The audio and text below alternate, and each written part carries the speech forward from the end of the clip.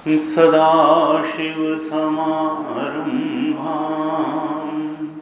शङ्कराचार्यमध्यमाम्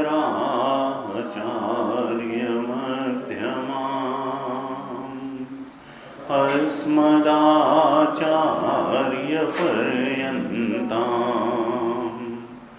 वन्दे गुरुपरम्पराम्। अज्ञानतिमिरान्धस्य ज्ञानाञ्जनशलाकया चक्षुरुन्मीलितं येन तस्मै श्रीगुरवे नमः। तस्मै श्रीगुरवे नमः। शांति मंत्र का पाठ करें। ओम भद्रं कर्णेभिः शृणुयाम देवाः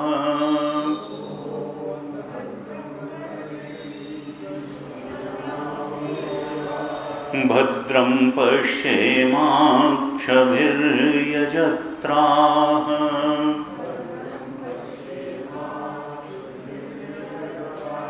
स्थिरैरङ्गैस्तुष्टुवागुंसस्तनूभिः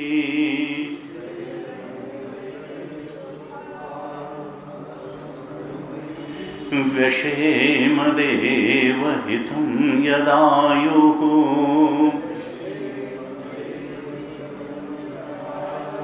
स्वस्ति न इन्द्रो वृद्धश्रवाः स्वस्ति नः पूषा विश्ववेदाः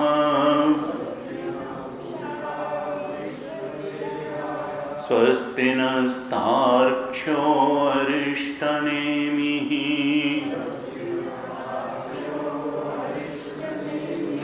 स्वस्ति नो बृहस्पतिर्दधातु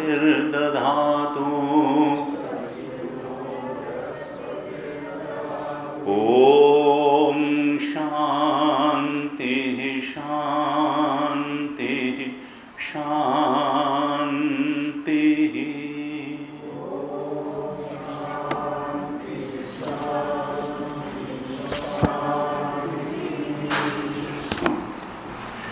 अद्वैत प्रकरण के प्रथम मंत्र से, प्रथम कारिका से पाठ करते हैं। अद्वैत प्रकरण पहली कारिका। ओम उपासनाश्रितो धर्मः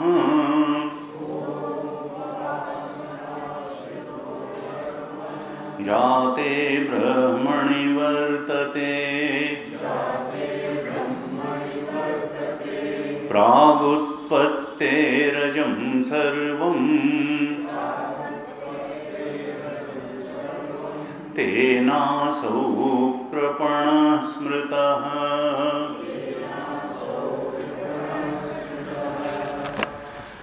अतो वक्ष्याम्यकार्पण्यम्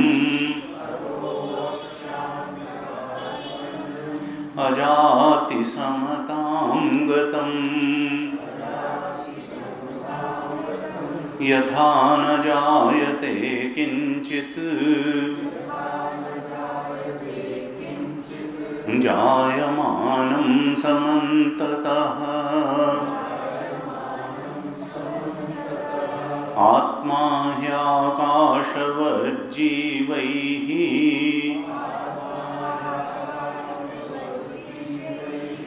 घटाकाशैरिवोदितः घटादिवच्च संघातैः जातौ जातावेतन्निदर्शनम् घटादिषु प्रलीनेषु घटाकाशादयो यथा आकाशे सम्प्रलीयन्ते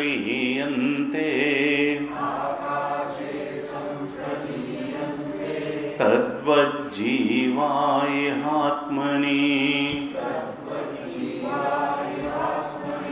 यथैकस्मिन् घटाकाशे रजो धूमादिभिर्युते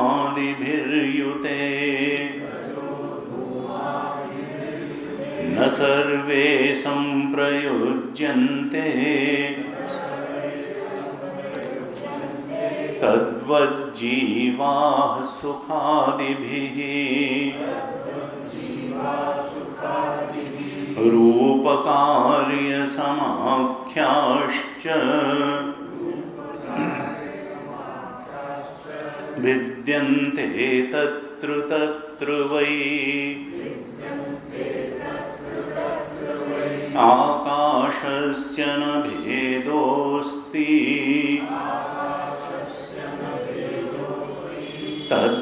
तद्वज्जीवेषु निर्णयः नाकाशस्य घटाकाशः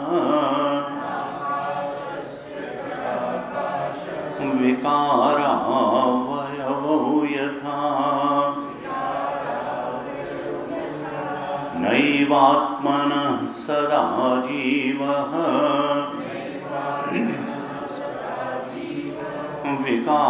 विकारावयवौ यतथा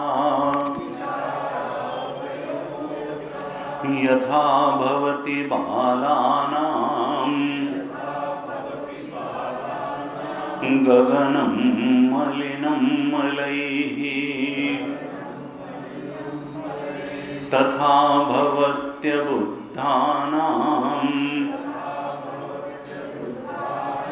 आत्मापि मलिनो मलैः मरणे संभवे चैव गत्यागमनयोरपि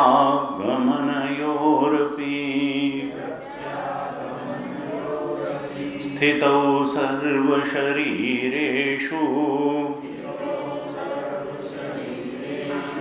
आकाशेनाविलक्षणः संघाताः स्वप्नवत् सर्वे आत्ममाया विसर्जिताः आधिक्ये सर्वसाम्ये वा नोपपत्तिर्हि विद्यते नोपपत्तिर्हि विद्यते।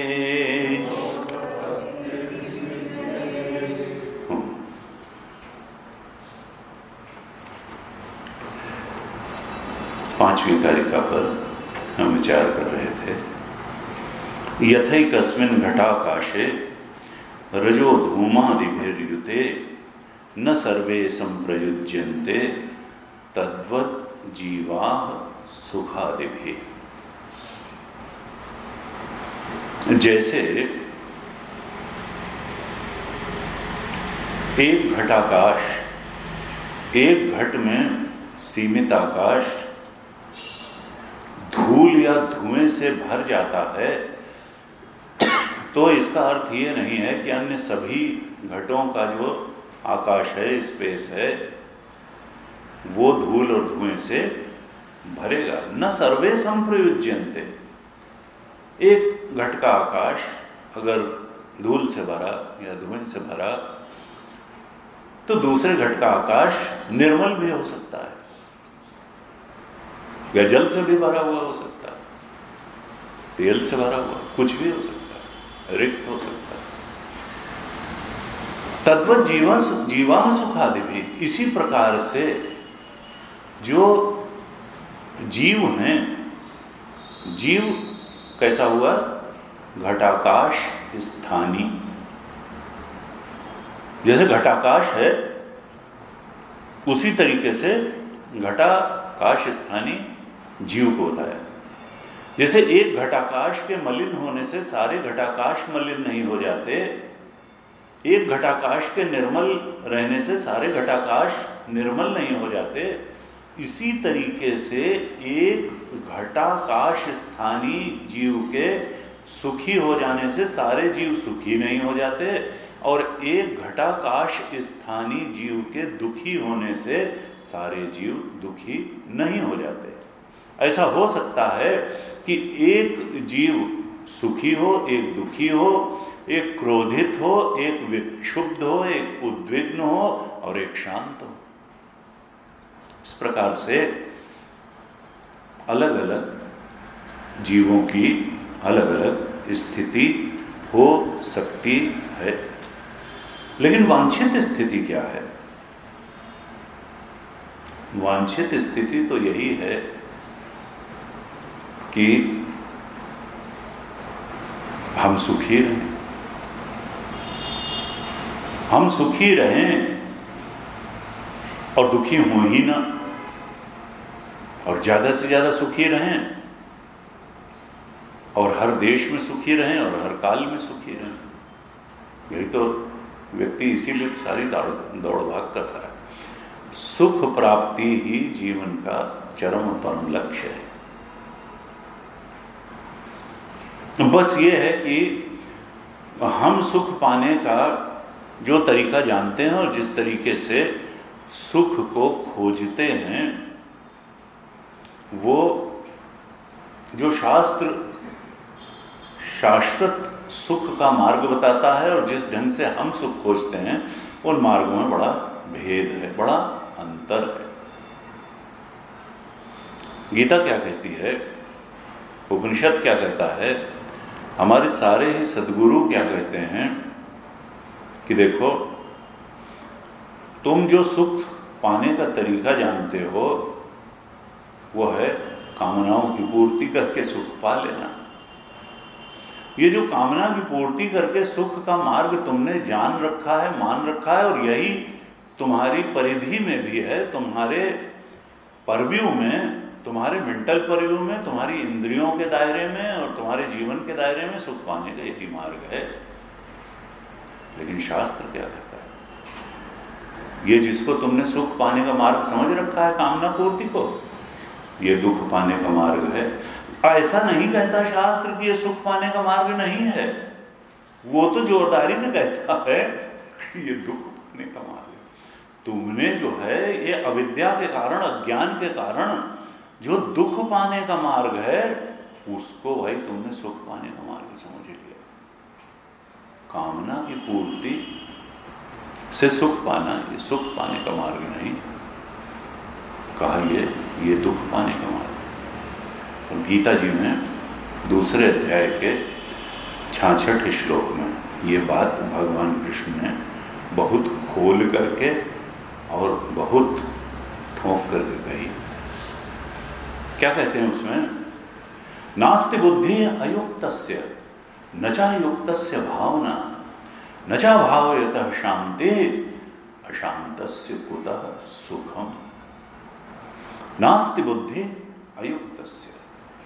देखो, जो अयुक्त है उसको सम्यक ज्ञान हो नहीं पाएगा। बुद्धि जो है संशय रहित ज्ञान, बुद्धि का मतलब क्या है? ज्ञान। नास्ति बुद्धि अयुक्तस्य। अयुक्त का मतलब क्या है? शंकराचार्य जी ने इस पर बड़ा अच्छा भाष्य लिखा। वो लिखते हैं इसका भाष्य करते समय, अयुक्त का अर्थ क्या है? असमाहित अंतःकरण यस्य,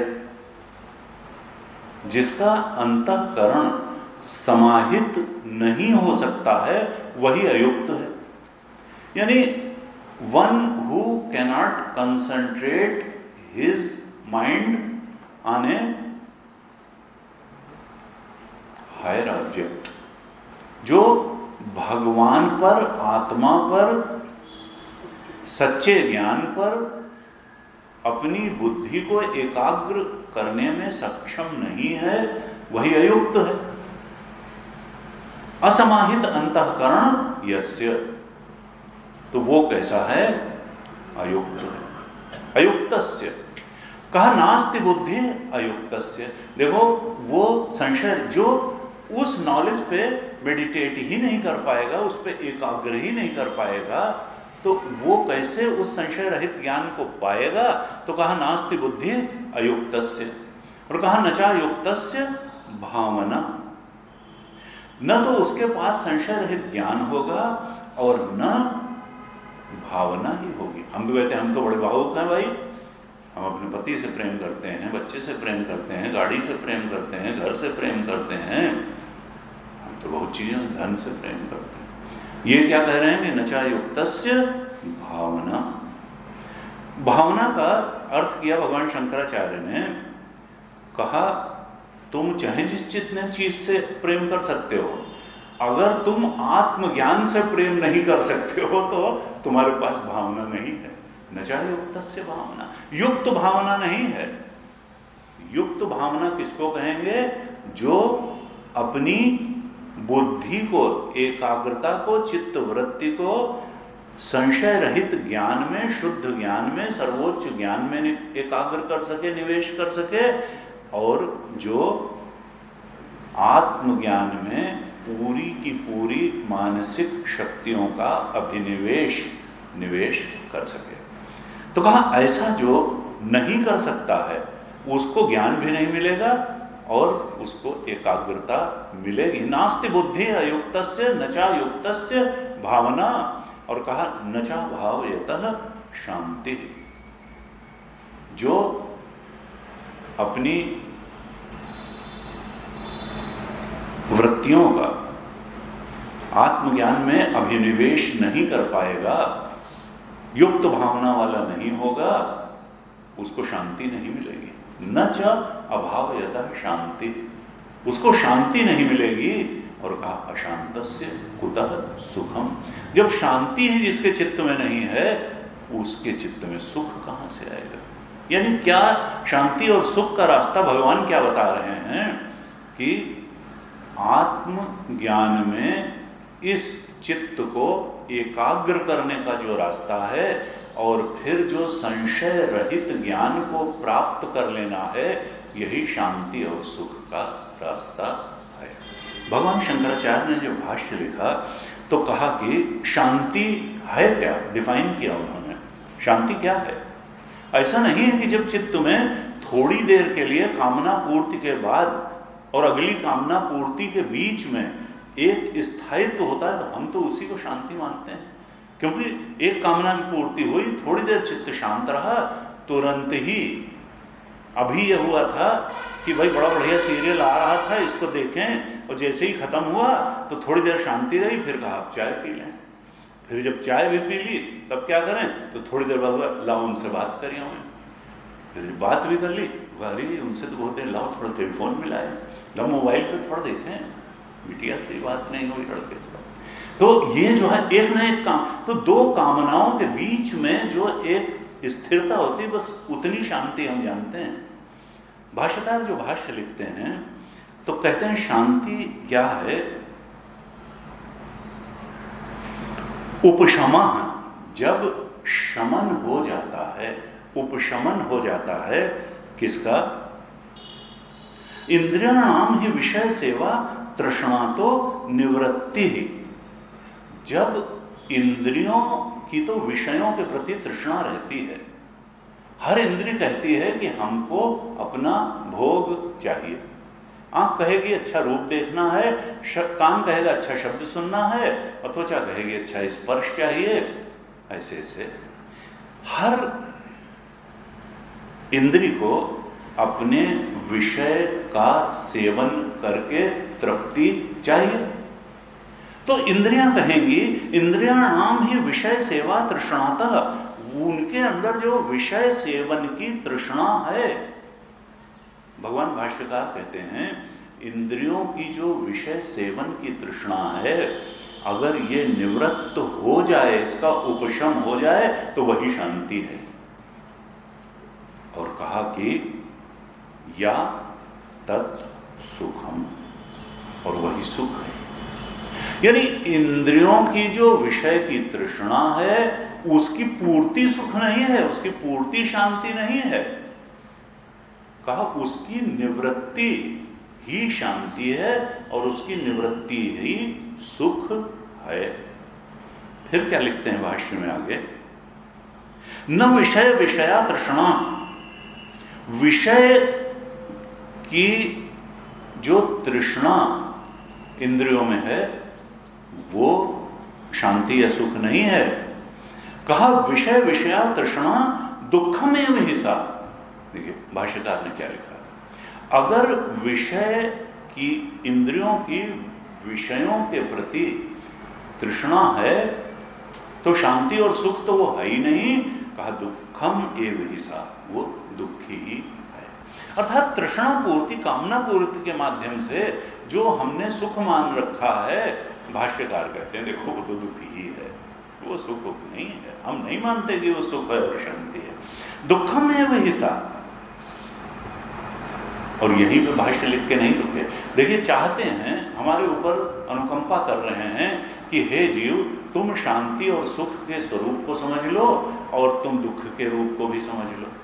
कहा देखो ये विषयों की जो तृष्णा है ये सुख नहीं है, शांति नहीं है, ये तो दुख है। और फिर उसके बाद कहते हैं न तृष्णायाम सत्याम सुखस्य गंध मात्रमपि। एक चीज कही, हम कह दें कि नहीं भाई सुख तो है, तो कहा देखो सुख भले तुमको लगता हो लेकिन सत्य सुख नहीं है, ये सत्य का सुख नहीं है, ये इमेजिनरी सुख है, ये मिथ्या सुख है। न तृष्णायाम सत्याम सुखस्य गंध मात्रम, सच्चे सुख की तो तृष्णा में गंधमात्र भी नहीं है। तृष्णा पूर्ति से जो सुख मिलता है, कामना पूर्ति से जो सुख मिलता है, उसमें सच्चे सुख की गंधमात्र भी नहीं है। यही यहाँ पर इस भगवान ने जो श्लोक कहा दूसरे अध्याय का 66 श्लोक, कि नास्ति बुद्धि अयुक्तस्य न च अयुक्तस्य भावना न च भावयतः शांति अशांतस्य कुतः सुखम। यहाँ पर बुद्धि की, अयुक्त की, भावना की, शांति की और सुख की स्थिति क्या है। और भगवान भी चाहते हैं कि हम उस सच्चे सुख को प्राप्त कर लें जिसको पाने का माध्यम तृष्णा पूर्ति नहीं है बल्कि आत्मज्ञान में वृत्ति को अभिनिवेश करना है, एकाग्र करना है। उस संशय रहित आत्मज्ञान को हम प्राप्त कर लें। हम अपने को जीव माने बैठे हैं और जीव जो है वो अपने स्तर से जो सुख दुख प्राप्त कर रहा है उसको सुख दुख मान करके बैठे हैं। ये सारा मांडूक्य उपनिषद और कारिका और उस पर भाष्य क्या समझाना चाहता है कि देखो सुख के सही स्वरूप को समझ लो, दुख के सही स्वरूप को समझ लो और सच्चे सुख को पालो। क्यों? क्योंकि अज्ञान के कारण तुमने तो असल में दुख को ही सुख समझ लिया। कल हम चर्चा कर रहे थे पांचवी कारिका पर। तो कारिका में क्या कहा था कि देखो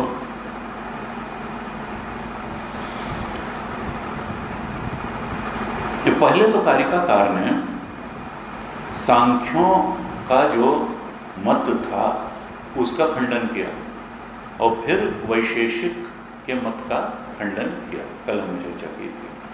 क्योंकि सांख्य और योग दोनों दर्शन की दृष्टि से एक ही धरातल पर खड़े हैं और न्याय और वैशेषिक भी जो दर्शन की दृष्टि से एक धरातल पर खड़े हैं। एक का खंडन करने से दोनों का, अगर सांख्य और योग का खंडन किया जाए तो दोनों का एक साथ ही खंडन हो जाता है, क्योंकि दोनों प्रकृति और पुरुष को ही मानते हैं। द्वैतवादी दर्शन है, दोनों मानते हैं कि एक प्रकृति है और एक पुरुष है। पुरुष अनेक हैं ऐसा सांख्य और योग दोनों मानते हैं। और पुरुष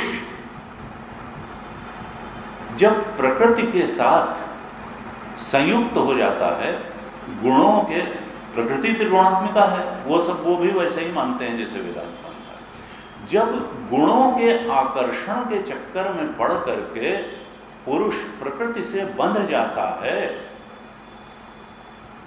यानी अपने चेतन, सत्य चेतन और निराकार स्वरूप में स्थित न रहते प्रकृति के गुणों के भोग में लगता है, तब वो निराकार सत चेतन न रह करके भोक्ता चेतन बन जाता है, यानी जीव बन जाता है। और फिर भोग करना है तो फिर कर्म से ही तो भोग की परिस्थिति मिलेगी, तो फिर कर्ता चेतन भी बन जाता है। कर्ता भोक्ता ही तो जीव की परिभाषा है, जिसमें कर्तृत्व और भोक्तृत्व है, यही तो जीवत्व है। पुरुषः प्रकृतिस्थो ही भुंक्ते प्रकृति जान गुणान कारणम गुण संगोस्य सद असद योनि जन्मसु। 13वें अध्याय में ये बताया गीता के। पुरुषः प्रकृतिस्थो ही, ये पुरुष जब प्रकृति में स्थित हो जाता है, प्रकृति से घालमेल कर लेता है, एक में एक होने लगता है। वो क्यों? भुंक्ते प्रकृति जान गुणान, उसको लगता है प्रकृति के गुणों का भोग कर लेने में बहुत मजा है, तो सुख के लिए तो सारी दौड़ है। पुरुषः प्रकृतिस्थो ही भुंक्ते प्रकृति जान गुणान कारणम गुण संगोस्य, तो गुण से संग कर लेने के कारण ही वो अपने सत और चेतन स्वरूप में स्थित नहीं रह पाता, और सद वही कारण बन जाता है। सद असद योनि जन्मसु। सद योनि का मतलब है मनुष्य और देवता आदि योनि, अच्छी योनियां, और असद योनि का मतलब है कीट पतंग जानवर पक्षी आदि योनियां। सद असद योनि जन्मसु। तो कहा देखो, ये जो है, ये सांख्य भी मानते हैं कि जो आत्मा का स्वरूप है वो सत है, चेतन है और निराकार है। अब भाष्यकार ने यह कहा था कि देखो, जब तुम्हारा आत्मा सत है, चेतन है और निराकार है, अब अनेकता के जब तुम मानोगे पुरुष में, तो भाई निराकार में अनेकता कहां से आ जाएगी? जो निराकार है और जो चेतन है, तो पहली बात तो चेतन में बंटवारा करने वाला अगर चेतन ही है तो जड़ कहां से आया इसका? और निराकार में तुमने आकार कहां से ले आए? और कहा देखो, ये जो बंधन और मोक्ष है, ये जो चेतन है, ये अज्ञान के, वो भी अविद्या अस्मिता राग द्वेष अभिनिवेश मानते हैं योग दर्शन में, पंचक क्लेश।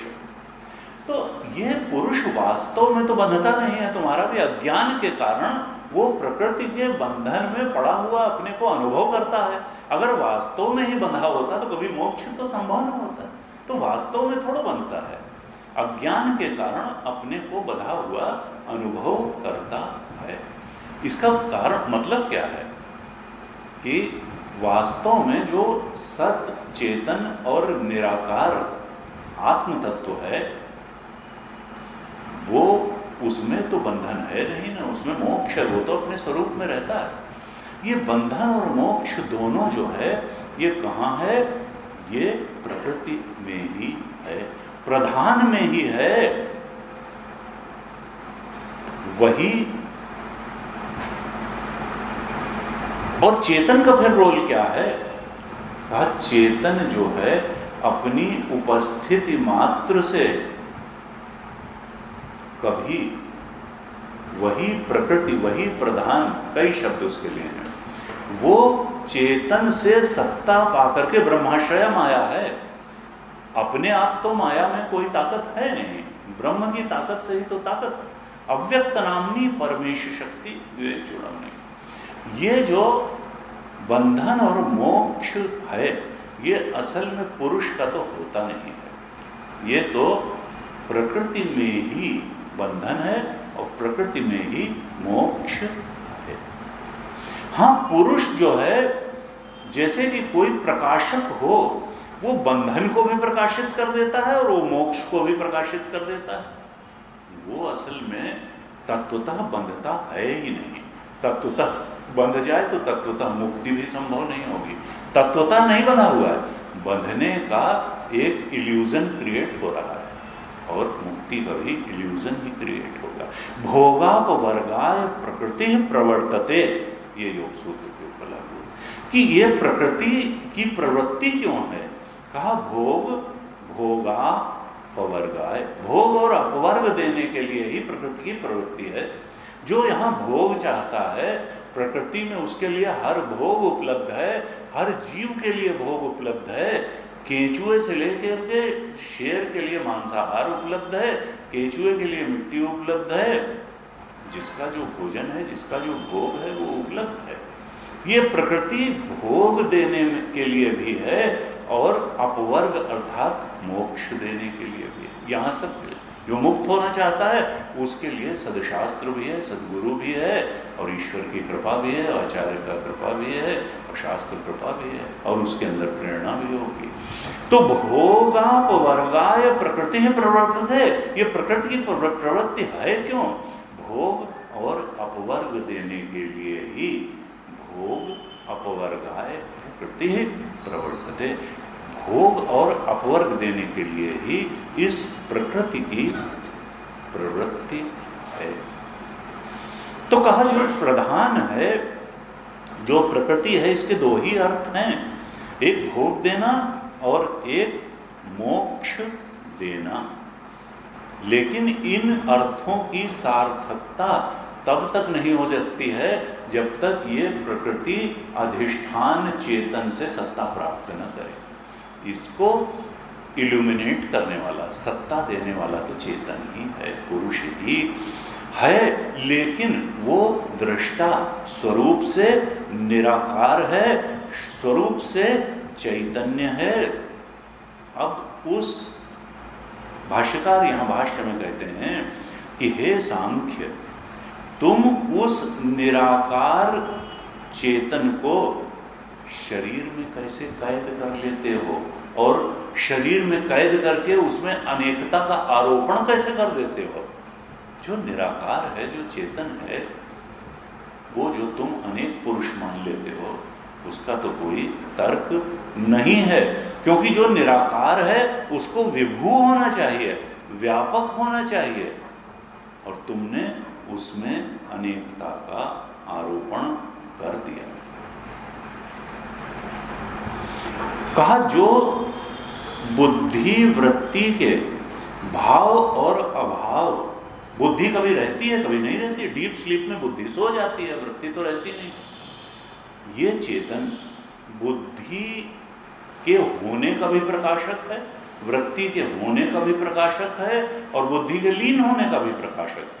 ये बुद्धि वृत्ति के भाव अभाव दोनों का प्रकाशक है। और देखो, वह जो प्रकाशक है वही दृष्टा है और वही आत्मा है। ये बुद्धि में अनेकता है, वृत्तियों में अनेकता है। तुमने उस बुद्धि और वृत्ति की अनेकता को, जो भाव अभाव को प्राप्त होती है, जो निराकार नहीं है, जो सीमित है, जो जड़ है, उसको तुमने चेतन पर लागू करके अनेक चेतन कैसे बना दिए। का देखो, ये जो भोक्तृत्व है ये औपाधिक है। भोक्तृत्व जो है वो उपाधि में है, बुद्धि में संस्कार हैं और बुद्धि या अंतःकरण में भोक्तृत्व है।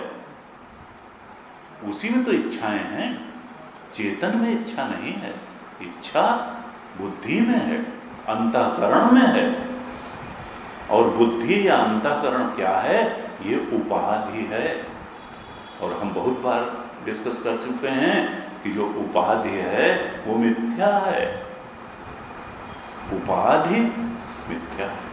और ये इच्छाएं या भोक्तृत्व ये बुद्धि में है, उपाधि में है। ये भोक्तृत्व उपाधिक है, चेतन में नहीं है भोक्तृत्व, ये तो अंतःकरण में है। और उपाधि क्या है?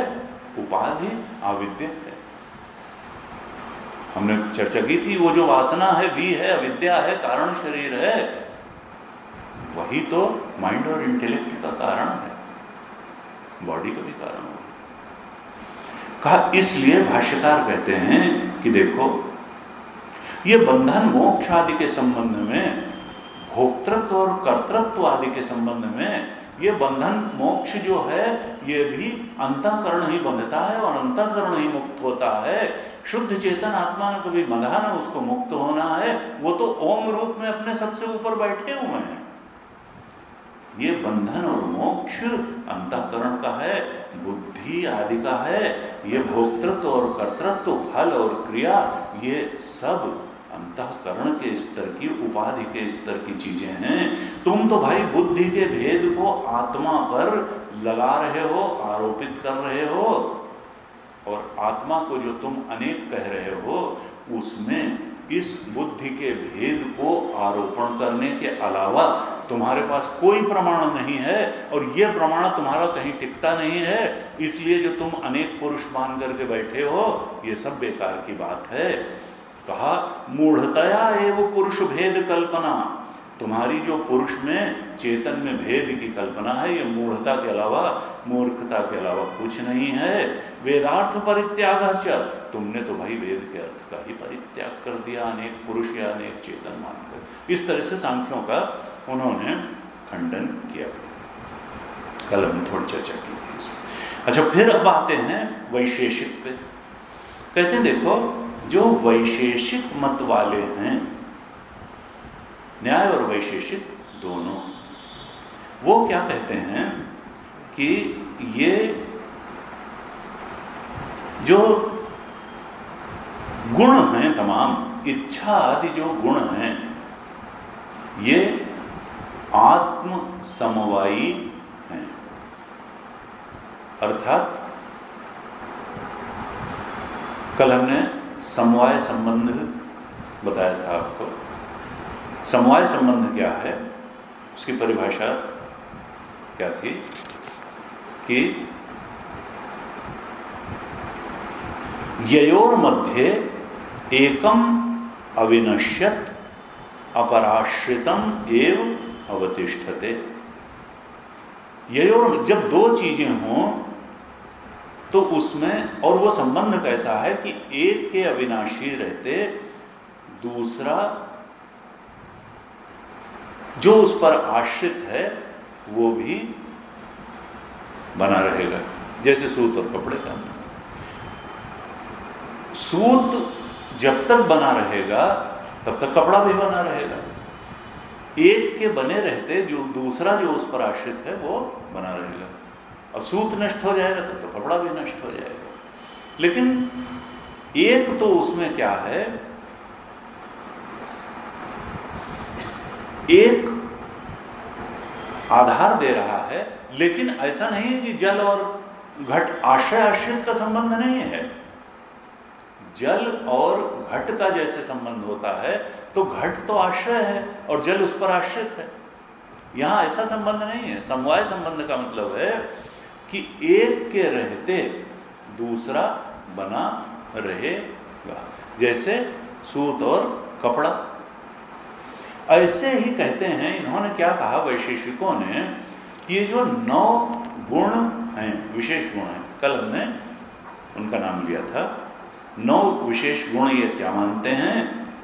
3 तो जोड़े, सुख दुख, इच्छा द्वेष, धर्म अधर्म, और 3 सिंगल, बुद्धि प्रयत्न और संस्कार। बुद्धि प्रयत्न और संस्कार, सुख दुख इच्छा द्वेष धर्म अधर्म, बुद्धि प्रयत्न और संस्कार। तो ये 9 विशेष गुण हैं। ये वैशेषिक वाले मानते हैं कि ये जो गुण हैं ये समवाय संबंध से आत्मा में रहते हैं। ये जो 9 विशेष गुण हैं ये आत्मा में रहते हैं। कैसे? समवाय संबंध से। यानी आत्मा सूत स्थानीय है और ये गुण कपड़ा स्थानीय है। जैसे सूत की जगह आत्मा हो और कपड़ा की जगह ये 9 गुण हो। मतलब क्या है कि जब तक आत्मा रहेगा तब तक ये गुण रहेंगे, यही वो कहना चाह रहे हैं। आत्मसमवायी का मतलब है कि इन्होंने कह दिया कि आत्मा के रहते ये गुण रहेंगे। मतलब क्या है कि आत्मा तो उसी को कहते हैं जो सत और चेतन है, जो अविनाशी है। इसका मतलब क्या है कि ये गुण भी अविनाशी है। एक अजीब सा कंफ्यूजन इन्होंने क्रिएट किया। भाष्यकार इसको कैसे काटते हैं कि देखो, ये जो तुम कहते हो, 3-4 तर्क दिए उन्होंने। कहा ये जो तुम कहते हो कि इच्छा आदि जो गुण हैं, 9 गुण हैं, ये आत्मसमवायी हैं, समवाय संबंध से आत्मा में रहते हैं, ये तुम्हारा कहना ठीक नहीं है। क्यों? क्योंकि देखो, तुमने इसमें जो अंतिम गुण 9वां गुण बताया, वो बताया संस्कार को। बुद्धि, सुख दुख, इच्छा, द्वेष, प्रयत्न, धर्म, अधर्म और संस्कार, ये जो 9 गुण, इसमें ये सब इक्वल लेवल पे हैं गुण। इसमें जो तुमने संस्कार नामक गुण बताया, एक को भी काट दें तो सब कट जाएंगे। तो उन्होंने जो ये तुमने कहा कि संस्कार जो है भी आत्मसमवायी है, कपड़ा स्थानीय है और आत्मा जो सूत स्थानीय है, उसमें संस्कार रहते हैं। तो देखो, ये संस्काराणाम आत्मनि असमवायात्, ये जो संस्कार हैं, इनका जो आत्मा में तुमने समवाय संबंध बताया, ये तो असत, तदपि असत, ये तुम्हारा कहना ठीक नहीं है। क्यों? 2 चीजें थी। देखिए, एक तो स्मृति हेतु नाम संस्काराणाम, ये संस्कार क्या है? स्मृति के हेतु हैं। संस्कारों के कारण ही स्मृति आती है। हम बैठे रहते हैं तो अचानक कोई बात दिमाग में आ जाती है, वो कहाँ से आती है? मान लिया कि हम कुछ सुन नहीं रहे हैं, कान का भी इस्तेमाल नहीं है, तो जब 5 ज्ञानेंद्रियों का कोई इस्तेमाल नहीं हो रहा है, तो भी कोई विचार, कोई स्मृति मन में आती है, तो वो कहाँ से आती है? संस्कार से ही तो आती है। कहा स्मृति हेतु नाम संस्काराणाम, ये संस्कार क्या है? स्मृति के हेतु हैं। इन संस्कारों, स्मृति के हेतु इन संस्कारों का जो तुमने कहा कि आत्मा से समवाय संबंध है, ना, संस्काराणाम आत्मनि असमवायात्, इन संस्कारों का आत्मा से समवाय संबंध नहीं हो सकता। इसके लिए हेतु क्या देते हैं? भाष्यकार कहते हैं, अब प्रदेशवती आत्मनि, क्योंकि आत्म तत्व जो है वो अप्रदेशवान है, वो प्रदेशहीन है। There is no space left in atman, आत्मा में कोई गैप नहीं। कोई चीज किसी में जा तब सकती है जब वहां गैप हो। हम उस कमरे में तब जा सकते हैं जब हम उस कमरे में ना हो और गैप हो। गैप में ही तो चीज जा सकती है। कहा ये तो ठस ठसानंद है। ये जो आत्मा है ये निरवयव है, ये निराकार है, ये निरवयव है, ये तुम भी मानते हो। तो निराकार और निरवयव आत्मा में कोई चीज कैसे जा सकती है, घुस सकती है, उसमें रह सकती है? आत्मा तो निरवयव है। ये क्या है? ये निरंश है, ये निरवकाश है। उसमें कोई अवकाश ही नहीं है। आत्मा में अवकाश हो तब तो दूसरी चीज जाएगी। जब आत्मा निरवकाश है, निरवयव है, निरंश है, अदेश है, उसमें कोई देश का डिफरेंस नहीं, अकाल है, हर काल में है, हर देश में है, कोई स्पेस उसके अंदर है नहीं, कोई अवयव उसमें है नहीं, कोई अंश उसमें किए नहीं जा सकते हैं, उसमें कोई गैप है नहीं। तो फिर तो वो रहता कहाँ है? कैसे रहा तुम्हारा संस्कार उसमें? ऐसे आत्म तत्व में जो हर जगह है, थी जगह न कोई जहां नहीं, तो वो संस्कार।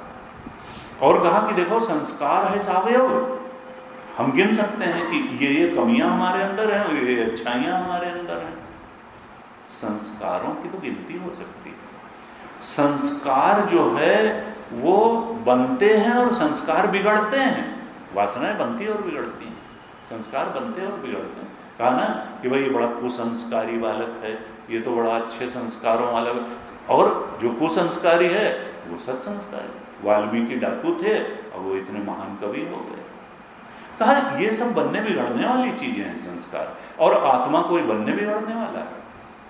कहा देखो संस्कार सावयव हैं, बनते बिगड़ते हैं, और ये निरवयव है। ये निर्वयव आत्मा का, निरंश आत्मा का सावयव संस्कारों के साथ कोई संबंध हो ही नहीं सकता है। ये बिल्कुल अलग टाइप की चीज है, संस्कार और आत्मा बिल्कुल अलग है, इनका कोई संबंध संभव नहीं है। ये जो तुमने बता दी बात कि आत्मा के साथ समवाय संबंध है संस्कारों का या नवगुणों का, ये बात एकदम ठहरती नहीं है, ये तुम्हारी बात अनुचित बात है। फिर क्या कहते हैं कि देखो ये जो आत्मना संयोगात् च स्मृति उत्पत्ते स्मृति नियम अनुपपत्ति युगपद वा सर्व स्मृति उत्पत्ति प्रसंगा। देखो ये जो स्मृति आती है, अब तुम कहोगे समवाय संबंध तो हमने काट दिया कि हो नहीं सकता। स्मृति का हेतु संस्कार है, और संस्कार अप्रदेशवती आत्मा, ये हेतु से हमने काट दिया कि अप्रदेशवती आत्मा है तो संस्कार उसमें रह नहीं सकता, इसलिए समवाय संबंध से रह नहीं सकता है। अब अगर तुम कहोगे तो फिर स्मृति का फिर तरीका क्या है, क्योंकि तुम तो माने बैठे हो भाई संस्कार से स्मृति होती है और स्मृति आत्मसमवायी और संस्कार आत्मसमवायी है, इसका मतलब आत्मा ही स्मृति का कारण है, तुम तो यही मानोगे। और अगर हमने इसको काट दिया तब फिर तुम क्या कारण बताओगे? तब तुम कहोगे कि देखो आत्मा और मन के संयोग से स्मृति होती है। अगर तुम ये कहोगे फिर कि आत्मा और मन के संयोग से स्मृति होती है, तो फिर ये बात तुम्हारी ठीक नहीं है, और इसके लिए दो हेतु देते हैं। कहते हैं पहली चीज तो ये है कि अगर आत्मा और मन के संयोग से तुम स्मृति की बात करोगे तो स्मृति का कोई नियम संभव नहीं रह जाएगा। स्मृति का नियम क्या होता है? स्मृति किसी की तभी हो सकती है जब उसका ज्ञान न हो रहा हो। अब अगर शर्मा जी हमारे सामने ही बैठे हुए हैं तो इनकी स्मृति थोड़ा होगी। जिस समय ज्ञान होता है उस समय स्मृति नहीं होती है, ये स्मृति का नियम है। स्मृति इनकी तभी हम कर सकते हैं जब ये हमारे सामने न हो। जब अनुभव की दशा है, अनुभूति ही हो रही है, अनुभव ही हो रहा है, ज्ञान ही हो रहा है, उस समय स्मृति नहीं हो सकती। एक ही चीज हो सकती है, या तो ज्ञान हो जाए या स्मृति हो जाए। ज्ञान काल में स्मृति का होना संभव नहीं है। कहा अब क्या है, अगर तुम कहते हो आत्मा और मन के संयोग से स्मृति होती है, तो भाई आत्मा तो हमेशा है, आत्मा तो कोई ऐसा समय नहीं होगा जब न हो। मन तो हम मानते हैं कि सुषुप्ति में लीन हो जाता है, मन तो सुषुप्ति में लीन हो जाता है। मन की तो दशा ऐसी हो सकती है कि कभी अवेलेबल हो और कभी अवेलेबल न हो, लेकिन आत्मा तो सदा ही अवेलेबल है। अगर तो तुम आत्मा और मन के संयोग से स्मृति मानोगे तो फिर जागृत और सुषुप्ति काल में शर्मा जी सामने बैठे हों चाहे न बैठे हों, आत्मा और मन अगर दोनों उपलब्ध है तो इनकी स्मृति हमेशा बनी रहनी चाहिए। लेकिन ये बात तो ठीक नहीं होती। जब ज्ञान काल नहीं होता है तभी स्मृति होती है। तो इसका मतलब क्या है कि अगर तुम आत्मा और मन से के संयोग से स्मृति बताना चाहोगे तो वो बात तार्किक रूप से ठीक नहीं है, क्योंकि आत्मा और मन का संयोग होते हुए भी स्मृति तभी होती है जब अनुभव न हो रहा हो, जब ज्ञान काल न हो, तो स्मृति का ये नियम खंडित होता है। इसलिए तुम्हारा ये तर्क भी नहीं ठहरेगा कि आत्मा और मन के संयोग से स्मृति होती है। कहा ये जो तुम आत्मा को स्मृति में डाल रहे हो ये तुम्हारा बिल्कुल बेकार का तर्क है। और एक और तर्क दिया उन्होंने, एक तो स्मृति का नियम भंग होगा, दूसरे कहा कि युगपद व सर्व स्मृति उत्पत्ति प्रसंग। दूसरे क्या होगा कि अगर आत्मा और मन के संयोग से स्मृति की बात कहोगे तो फिर सारी स्मृतियां एक साथ होनी चाहिए, क्योंकि आत्मा भी हमेशा है और जिस समय मन हमेशा है, तो क्या सारी स्मृतियां एक साथ थोड़ा होती, कभी इनकी स्मृति है, कभी इसकी स्मृति है, कभी, तो ये तो अजीब से युगपद स्मृति थोड़ा होती है, क्रमिक स्मृति होती है, कभी इसका स्मरण हुआ, कभी उसका, एक साथ सारी। अगर आत्मा और मन के संयोग से तुम स्मृति की बात कहोगे तो एक तो स्मृति का नियम कि जब अनुभव होता है तो स्मृति नहीं होती, ये नियम भंग होगा, और दूसरे फिर आत्मा और मन के संयोग से स्मृति कहोगे तो सारी स्मृतियां एक साथ उदित हो जानी चाहिए अंतःकरण में, जैसा होता नहीं है, एक एक करके स्मृति आती है। तो ये दोनों बातें, अनुभव तुम्हारे इस तर्क के विरुद्ध जाते हैं कि आत्मा और मन के संयोग से स्मृति की उत्पत्ति होगी। भाष्यकार कहते हैं कि देखो ये दोनों जो हैं, ये आत्मा, ये स्मृति जो है, ये देखो ये बुद्धि समवायी है, ये बुद्धि समवायी है स्मृति, ये आत्म समवायी नहीं है, और ये संस्कार ही स्मृति का कारण है, और ये संस्कार आत्म समवायी नहीं है, ये बुद्धि समवायी है। संस्कार स्मृति का कारण है वो बात ठीक है, लेकिन जो तुम ये मान के बैठे हो कि ये 9 गुण जो हैं जिनमें एक संस्कार भी है, ये आत्म समवायी है, ये आत्म समवायी हो ही नहीं सकते हैं, ये 9 गुण बुद्धि समवायी हैं। तुमने बुद्धि समवायी को आत्म समवायी समझने की गलती कर दी। देखो ये हम भी मानते हैं कि देखो स्मृति होगी तो ये 9 गुण होंगे। इच्छा क्या है? स्मृति आती है तो इच्छा तभी तो होती है, स्मरण रूप ही तो इच्छा होती है। स्मृति है, द्वेष है, ये बुद्धि, ये जो है सुख है, दुख है, इच्छा है, द्वेष है, ये सब स्मृति रूप ही तो है। ये ठीक है कि इच्छा और द्वेष ये सब स्मृति के बिना नहीं हो सकते हैं, और सारी स्मृतियों के जो पिताजी हैं वो हैं संस्कार। लेकिन ये तो ठीक है कि संस्कार ही स्मृति का मूल कारण है, लेकिन ये संस्कार आत्म समवायी नहीं है, ये तो बुद्धि समवायी है। कहते हैं देखो एक और भी बात है कि ये जो मन है और जो आत्मा है, ये दोनों बिल्कुल भिन्न जातीय हैं, बिल्कुल अलग अलग तरह के हैं, ये एक जाति वाले नहीं हैं। और जिनकी जाति बहुत अलग होती है उनमें संबंध नहीं हो सकता है।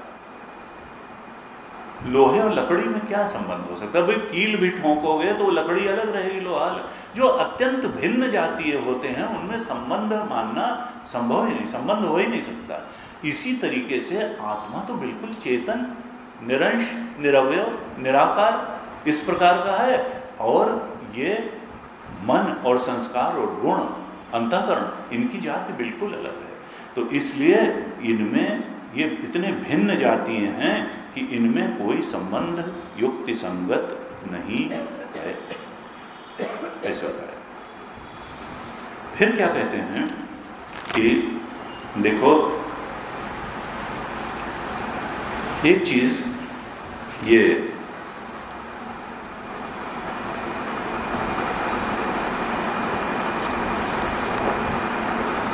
एक तर्क जो है, और वैशेषिकों को की बात को जो आत्मसमवायी मानते हैं सब काटने के लिए कहते हैं कि देखो, ये द्रव्य आश्रित है। ये आत्मा को तुमने द्रव्य माना, आत्मा जो है वो द्रव्य मानते हो, और इच्छा आदि को तुम गुण मानते हो। इच्छा को गुण माना, आत्मा को द्रव्य माना, और फिर कहा कि ये भिन्न है। विशेष गुण जो है द्रव्य, मुख्य द्रव्य माना कि ये जो द्रव्य है ये मुख्य है, और बाकी जो 4-5 हमने कल बताए थे, जो भाष्य में भी हैं, कि रूप आदि, गुण, कर्म, सामान्य, विशेष, समवाय, ये 5 जो हैं ये द्रव्य से भिन्न है, लेकिन द्रव्य पर आश्रित है। ये बताया मुख्य क्या है, आत्मा द्रव्य है, और ये जो हैं ये उससे भिन्न है 5, लेकिन उस पर आश्रित हैं, और इसी में जो विशेष थे यानी विशेष गुण, उसमें ये 9 विशेष गुण थे। तो कहा देखो, तुम आत्मा को द्रव्य मानते हो और इच्छा आदि को गुण मानते हो, और उससे अत्यंत भिन्न मानते हो। अब अगर अत्यंत भिन्न भी मान रहे हो, तो अत्यंत भिन्न के साथ संबंध बनेगा कैसे? दृष्टांत भी बाद में दिया भाष्यकार ने भाष्य में कि देखो, वायु और आकाश ये क्या हैं? ये अत्यंत भिन्न है। आकाश जो है, वायु जो है स्पर्शवान है, वायु को हम स्पर्श से जान लेते हैं, और आकाश को स्पर्श नहीं कर सकते। आकाश जो है स्पर्शवान है नहीं, और वायु स्पर्शवान है, यानी दोनों अत्यंत भिन्न हैं। तो जो स्पर्शवान वायु है वो अस्पर्शवान आकाश के साथ उसका कोई संबंध हो सकता है? दृष्टांत दे रहे हैं, यानी जो अत्यंत भिन्न है, एक स्पर्शवान है और एक अस्पर्शवान है, उनका संबंध संभव नहीं है। वायु और आकाश का कोई संबंध संभव नहीं है। इसी प्रकार से आत्म तत्व का और गुणों का कोई संबंध संभव नहीं है, क्योंकि वो अत्यंत भिन्न हैं। न संयोग संबंध संभव है, न समवायी संबंध संभव है, कोई संबंध ही संभव नहीं है। इसीलिए तुलसीदास ने कहा, जड़ चेतन ही ग्रंथि परि गई, यद्यपि मृषा छूटत कठिनाई। जड़ और चेतन के बीच में है तो झूठी पड़ ही नहीं सकती है, कोई संबंध बन ही नहीं सकता चेतन और जड़ का। लेकिन साहब, हम तो फंसे पड़े हैं, हम कैसे मनाते? श्रुति पुराण बहु कहे उपाई, छूट न अधिक अधिक अर जाई। कहा ग्रंथि छूट किम परे न देखे। हम तो जान ही नहीं पाते हैं कि झूठी ग्रंथि है, लेकिन क्योंकि अब हम अपने जीवत्व को कैसे निकालें?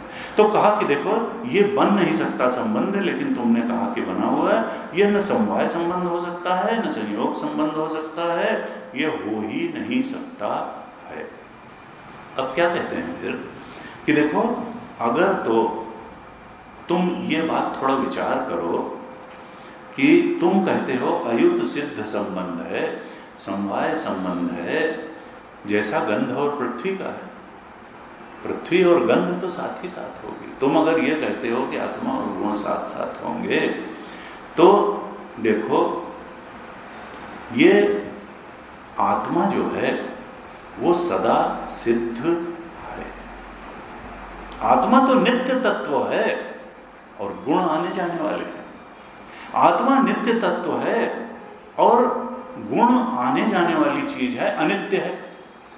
ये भाई, तुमने नित्य और अनित्य के बीच में क्या संबंध जो है बना? आत्मा तो दृष्टा है, वो गुणों का भी दृष्टा है।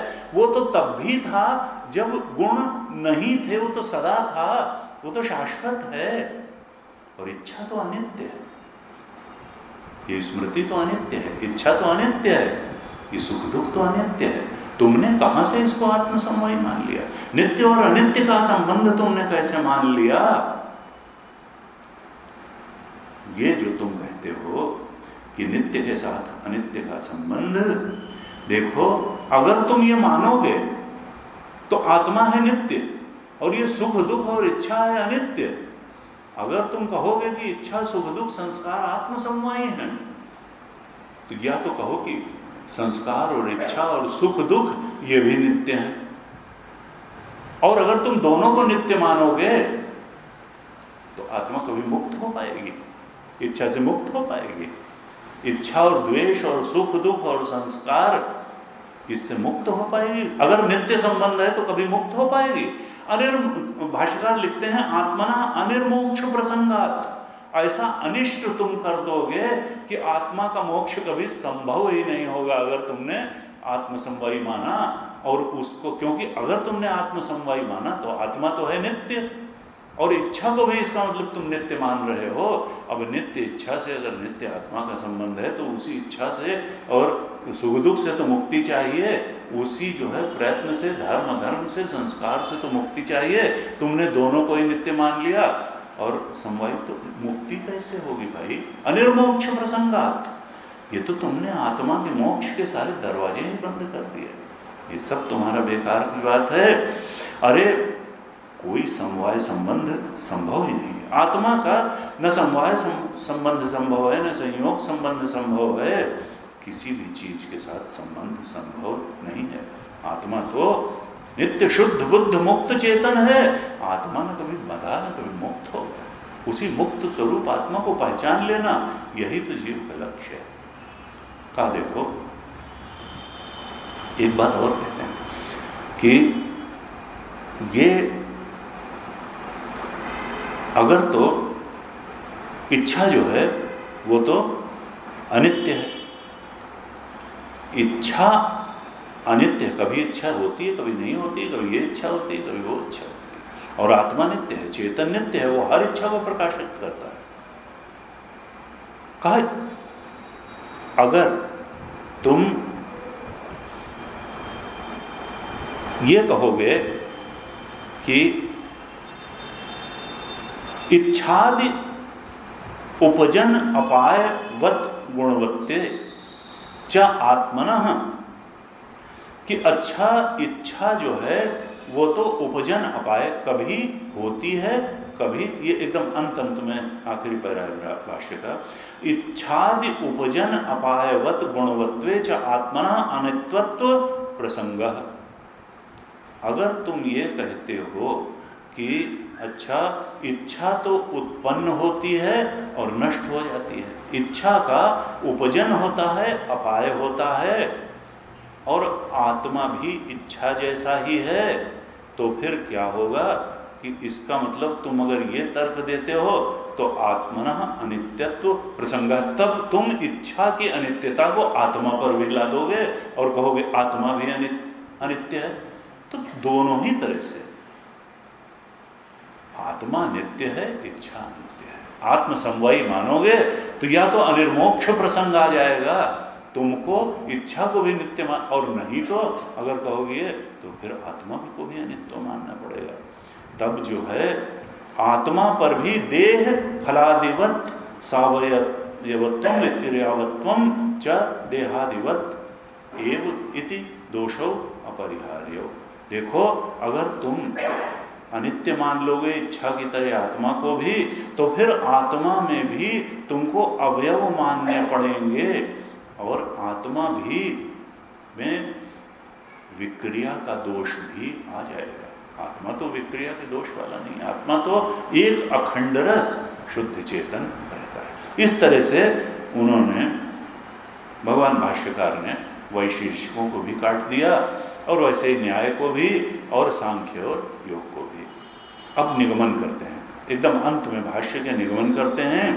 कहते हैं यथा तो आकाशस्य विद्या अध्यारोपित रजो धूम मलवत्वादि दोषवत्वम तथा आत्मना अविद्या अध्यारोपित बुद्ध्यादि उपाधि कृत सुख दुखादि दोषवत्वे बंध मोक्षादयो व्यावहारिकाः न विरुध्यन्ते। सर्ववादिभिः अविद्याकृत व्यवहार अभ्युपगमात् परमार्थ अनभ्युपगमाच्च तस्माद् आत्मभेद परिकल्पना वृथा एव तार्किकैः क्रियते इति। निगमन में क्या कहते हैं भाष्यकार? कहते हैं देखो इस प्रकार ये सिद्ध हुआ जो कारिका में कहा गया था, उसी को अंत में सिद्ध कर रहे हैं ना, जो 5वीं कारिका, वो कारिका पे तो भाष्य लिखा था कि देखो सांख्यों तुम्हारी बात भी ठीक नहीं है, और देखो वैशेषिक और न्याय वालों तुम्हारी बात भी ठीक नहीं है। बात ठीक क्या है कि जिस प्रकार से अविद्या के आरोप के कारण, अविद्या के कारण आकाश में उपाधियों के भीतर कैद आकाश को धूल धूम से भरा हुआ मान लिया जाता है। ये क्या है? ये उपाधियां कहां से आई? घट आदि उपाधियां कहां से आई? कहा ये अविद्या से आरोपित हैं आकाश में। ये घट आदि उपाधियां अविद्या ही इनका मूल है। देखिए ये पहले ही बता चुके हैं कि घट जो है वो भी आकाश के अलावा कुछ है नहीं। तस्माद आत्मना आकाश संभूता आकाशाद वायु वायु आपः वायु अग्नि अग्निरापः आपः पृथ्वी और पृथ्वी से घट। तो मूल में आत्मा है, आत्मा से ही आकाश हुआ, आकाश से वायु अग्नि जल और पृथ्वी के माध्यम से पृथ्वी से घड़ा बना। मूल में तो आकाश ही है, घट के भी और आकाश के भी मूल में क्या है? आत्मना। तस्मात् आत्मना आकाश, मूल में तो सबके।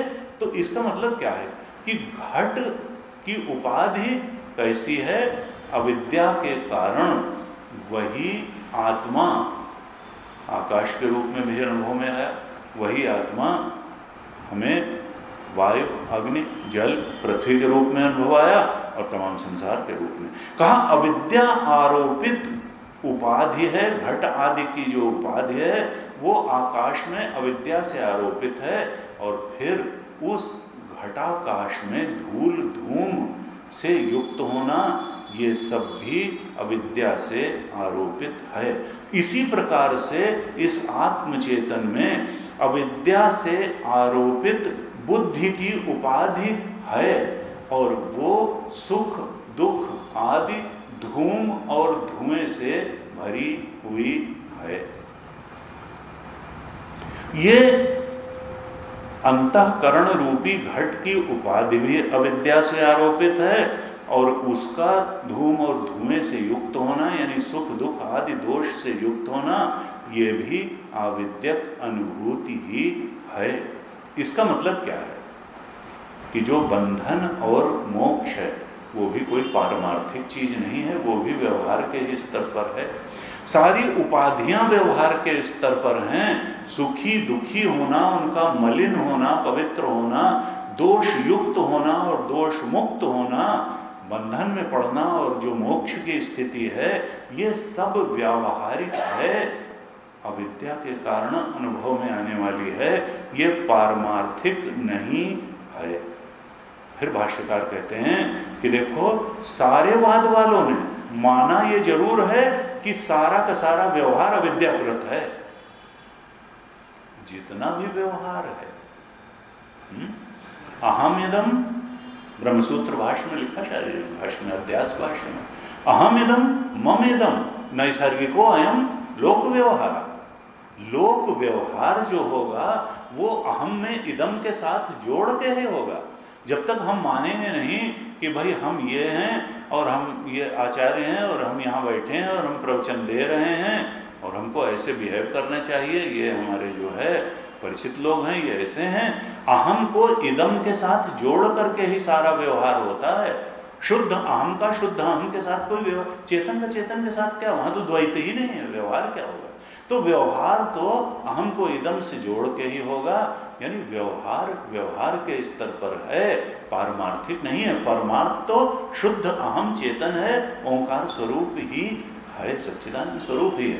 अहम इदम मम इदम नैसर्गिको है हम लोक व्यवहारा, लेकिन मिथ्या ज्ञान निमित्ता है, अविद्या के कारण।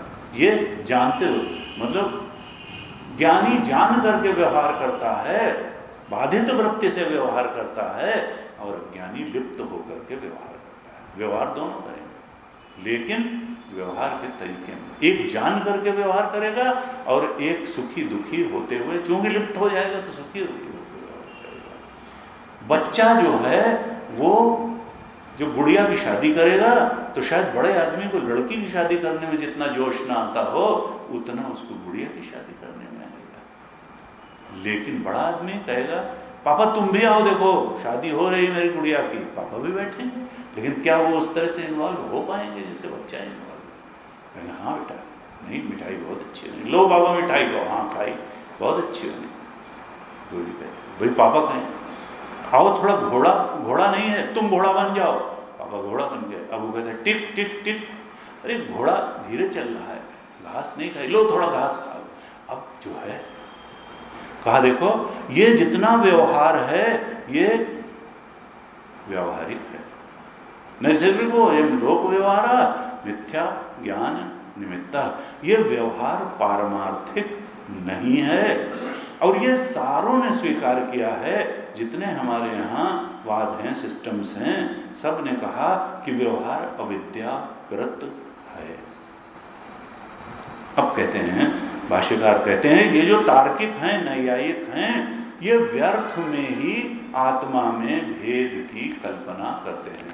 अंतिम सेंटेंस भाष्य में लिखा, तस्माद आत्मभेद कर परिकल्पना वृथा एवं तार्किक ही क्रियते इति।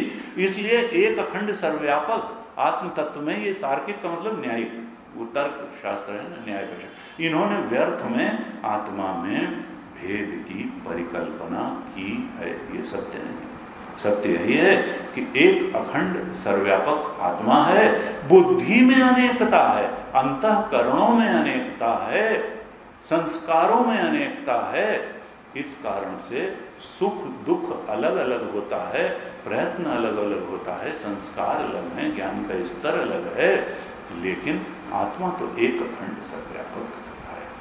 ये बात अब देखिए कई तरह से भाष्यकार ने कही, और ये भाष्य जो है इसमें ये बात सिद्ध कर दी।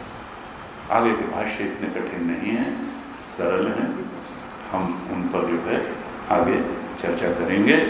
छोटे छोटे भाष्य हैं, लेकिन इस पर चर्चा थोड़ी आवश्यक थी क्योंकि शास्त्रीय है, आगे भी ये बैकग्राउंड हमको फायदा करेगा। ओम पूर्णमदः पूर्णमिदं पूर्णात् पूर्णमुदच्यते पूर्णस्य पूर्णमादाय पूर्णमेवावशिष्यते।